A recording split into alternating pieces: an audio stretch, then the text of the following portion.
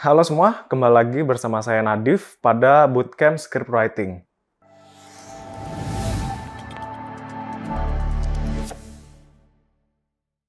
Di pertemuan 2 ini, saya akan membahas tentang metode riset dan brainstorming materi.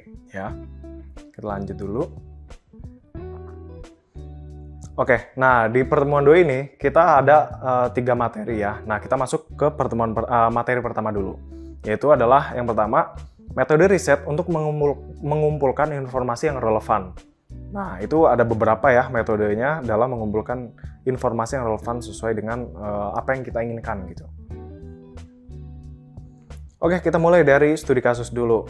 Studi kasus adalah mengidentifikasi area perbaikan dalam layanan. Nah, latar belakangnya, caranya gimana nih? Caranya adalah dalam rangka meningkatkan pengalaman pelanggan, sebuah hotel berbintang 5 memulai riset yang mencakup.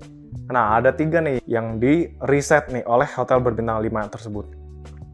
Yang pertama ada survei kuantitatif dengan kuesioner online. Yang kedua, ada wawancara mendalam tentang si customer-nya itu, customer behavior itu. Yang ketiga, ada observasi langsung selama check-in atau check-out. Jadi, ketika pelanggan atau yang tamu hotelnya itu menginap, gitu ya, jadi langsung diobservasi begitu check-in sama check-out, gitu. Selanjutnya ada hasil yang diharapkan nih. Apa nih hasil yang diharapkan setelah observasi dilakukan?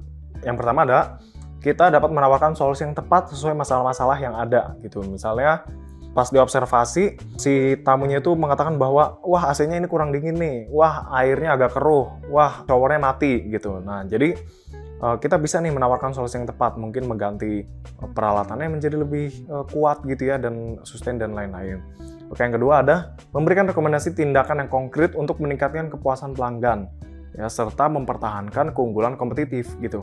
Jadi selain mengobservasi kemauan pelanggan gitu ya, dan kita juga menjadi tahu gitu bahwa kelebihannya apa aja sih dari hotel kita, apa aja keunggulan yang harus dipertahankan gitu supaya kita lebih kompetitif terhadap misalnya dalam studi kasus ini hotel ya terhadap hotel lain gitu. Oke.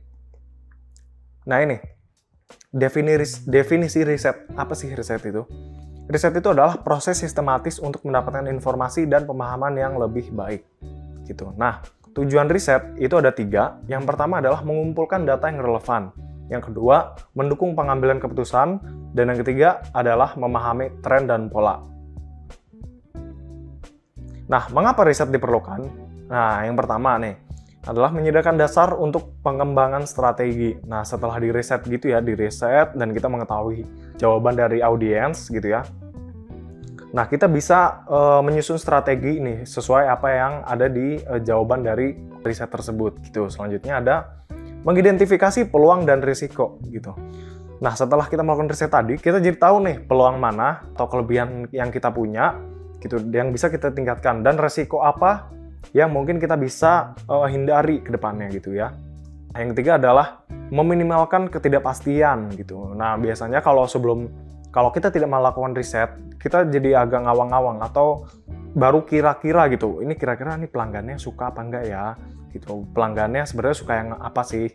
Sebenarnya pelanggan ini butuh air panas atau enggak? Sebenarnya butuh kasur yang empuk apa enggak? Butuh AC apa enggak? Itu kan biasanya masih kira-kira gitu. Kira-kira paling pelanggan nggak butuh AC. Gitu. Dengan melakukan riset, kita meminimalkan ketidakpastian tersebut gitu. Nah, lanjut yang nomor 4 adalah inovasi dan perkembangan produk.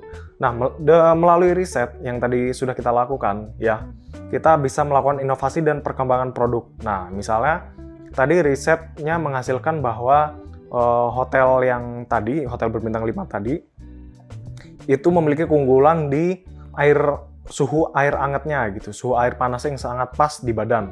Nah, ini kita ada inovasi, misalnya kita bisa menginovasikan menjadi mungkin air hangatnya ditambahin touchscreen gitu ya, biar lebih tepat lagi, atau perkembangan produknya seperti apa gitu ya.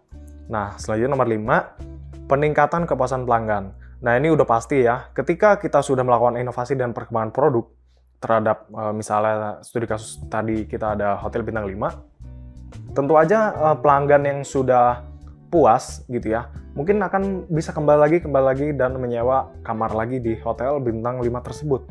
Gitu, karena ya kita udah tahu apa yang dibutuhkan pelanggan dan apa kelebihan hotel kita dibanding hotel-hotel lain gitu ya. Dalam hal ini ya tadi ya studi kasusnya adalah hotel bintang 5 gitu.